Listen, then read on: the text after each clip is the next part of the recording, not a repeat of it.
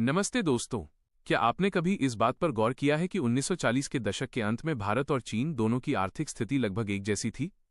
दोनों ही देश गरीबी, भुखमरी और औपनिवेशिक विरासत से जूझ रहे थे। लेकिन आज जब हम पीछे मुड़कर देखते हैं तो चीन की अर्थव्यवस्था भारत से करीब 5 गुना बड़ी हो चुकी है। आखिर ऐसा क्या हुआ कि एक ही समय पर रेस शुरू करने वाले इन दो पड़ोसियों में से एक रॉकेट की रफ्तार से आगे निकल गया? आज हम इसी दिलचस्प कहानी को समझेंगे कि कैसे चीन दुनिया की फैक्ट्री बन गया और भारत इस दौड़ में कहां पीछे रह गया। कहानी शुरू होती है दोनों देशों के सुधारों के फैसलों से। चीन ने हमसे काफी पहले यानी 1978 में ही अपनी अर्थव्यवस्था के दरवाजे दुनिया के लिए खोल दिए थे।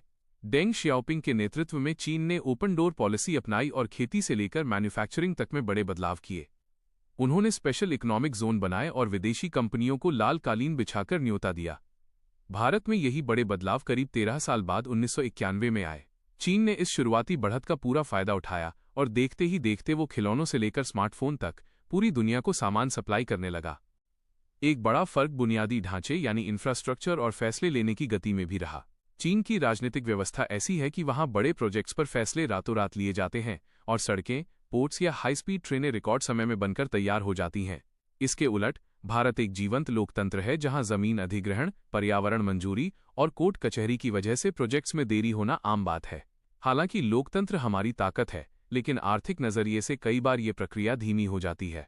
चीन ने अपनी लेबर फोर्स को स्किल्ड बनाने और महिलाओं को काम के अवसरों से जोड़ने में भी भारत के मुकाबले कहीं ज्यादा निवेश किया, जिसका नतीजा आज उनकी जीडीपी में साफ दिखता है। लेकिन दोस्तों, कहानी अभी खत्म नहीं हुई है। पिछले कुछ सालों में भारत ने भी बहुत तेजी पकड़ी है। आज भारत दुनिया की सबसे तेजी से बढ़ती बड़ी अर्थव्यवस्था है और डिजिटल इंफ्रास्ट्रक्चर के मामले में तो हम चीन को भी कड़ी टक्कर दे रहे हैं। अब दुनिया की कई बड़ी कंपनियां China+1 की नीति अपना रही हैं और भारत को एक भरोसेमंद विकल्प के रूप में देख रही हैं। आने वाले दशक बहुत रोमांचक होने वाले हैं क्योंकि भारत अपनी पूरी ताकत झोंक रहा है उस फासले को कम करने के लिए।